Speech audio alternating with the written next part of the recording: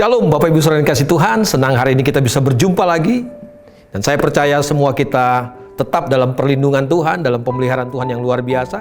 Karena sekali lagi saya percaya firman Tuhan berkata, rahmat Tuhan selalu baru setiap hari. Nah, hari ini saya mau mengajak kita untuk merenungkan lagi firman Tuhan yang saya ambil dari Injil Matius pasal yang kelima, ayat yang ke-14 sampai ayat yang ke-16. Demikian firman Tuhan saya bacakan buat setiap kita. Kamu adalah terang dunia. Kota yang terletak di atas gunung tidak mungkin tersembunyi. Lagi pula orang tidak menyalakan pelita lalu meletakkannya di bawah gantang, melainkan di atas kaki dian sehingga menerangi semua orang di dalam rumah itu. Demikianlah hendaknya terangmu bercahaya di depan orang supaya mereka melihat perbuatanmu yang baik dan memuliakan Bapamu yang di surga. Bapak Ibu Saudara yang dikasihi Tuhan, firman Tuhan berkata bahwa kamu adalah terang dunia. Terang harus terlihat. Dan Yesus berkata bagaimana orang bisa melihat terang kita. Ayat yang ke-16 kasih tahu buat setiap kita bahwa demikianlah hendaknya terangmu bercahaya di depan orang supaya mereka melihat perbuatanmu yang baik. Yesus menghubungkan antara terang dan perbuatan baik. Jadi dengar baik-baik Bapak Ibu Saudara yang dikasihi Tuhan, ketika kita melakukan perbuatan baik, kita sedang menunjukkan terang kita. Dunia sedang melihat terang. Dunia yang sedang ada dalam kegelapan hari-hari ini membutuhkan terang. Dunia yang sedang ada dalam kegelapan membutuhkan perbuatan baik. Akhirnya pertanyaan buat kita hari ini untuk kita renungkan adalah perbuatan baik seperti apa yang harus kita tunjukkan kepada dunia. Nah, Bapak Ibu Saudara yang dikasihi Tuhan, kalau kita melihat Injil Matius pasal yang kelima, dalam ayat yang ke-39, Yesus memberi sebuah contoh, sebuah pelajaran yang bagus sekali buat setiap kita. Inilah terang yang harus kita nyatakan kepada dunia. Inilah terang yang harus terlihat dalam hidup setiap kita. Inilah terang yang harus dilihat oleh dunia. Ayat yang ke-39, Injil Matius pasal yang kelima katakan demikian. Tetapi aku berkata kepadamu, janganlah kamu melawan orang yang berbuat jahat kepadamu.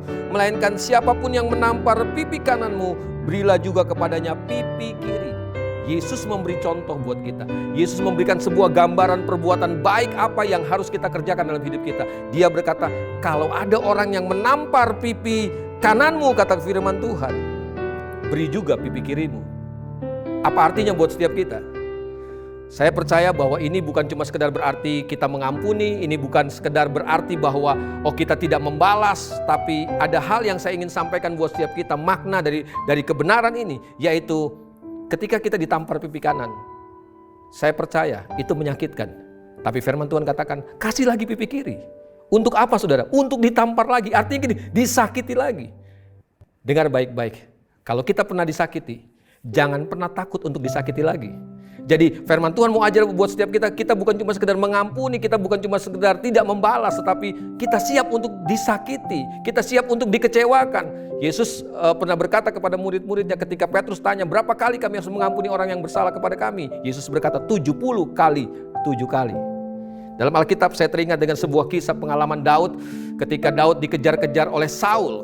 Beberapa kali Daud hampir dibunuh oleh Saul. Tapi ini yang terjadi kemudian. Satu saat ketika Saul dan tentaranya begitu lelah setelah mereka mengejar Daud, mereka bersembunyi di sebuah goa dan mereka bermalam di sana. Saul dan pasukannya tertidur dalam goa. Tahukah saudara? Daud ternyata ada di dalam goa itu. Dan ini yang dikatakan oleh anak buah Daud kepada Daud, bahwa ini kesempatan untuk kita membunuh Saul, untuk kita membalas semua perbuatan Saul kepada kamu. Tapi jawaban Daud luar biasa saudara. Daud berkata, jangan mengusik orang yang diurapi. Teman-temannya berkata, ini mungkin cara Tuhan untuk Tuhan menyerahkan Saul ke dalam tanganmu. Tetapi Daud tidak melakukan itu. Daud tidak membalas semua kejahatan Saul terhadap dirinya. Bapak Ibu Saudara dikasihi Tuhan, saya nggak tahu hari ini, mungkin saudara pernah dikecewakan, saudara mungkin pernah disakiti oleh seseorang. Pesan firman Tuhan, kalau ada yang menampar pipi kananmu, jangan takut, serahkan pipi kirimu juga. Tuhan melihat semua yang kita lakukan. Dunia mau lihat itu. Biar Bapamu di surga dipermuliakan. Mari kita tundukkan kepala, kita berdoa. Bapa dalam surga, kami mengucap syukur buat firman-Mu hari ini yang mengajar buat setiap kami. Bahwa kami harus menyatakan perbuatan baik kepada dunia ini. Supaya dunia yang sedang ada dalam kegelapan bisa melihat terang yang ajaib. Mereka bisa melihat perbuatan baik kami.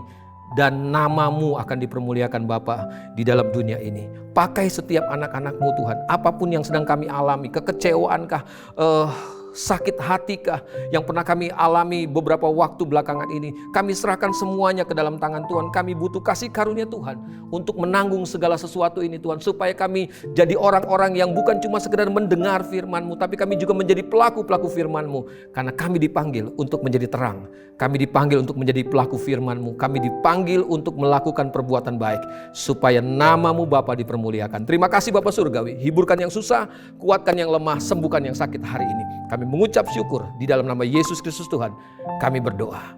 Amin. Tetap lakukan kebenaran firman Tuhan. Ingat, kita adalah terang dunia. Tuhan memberkati kita semuanya. Shalom. Amin.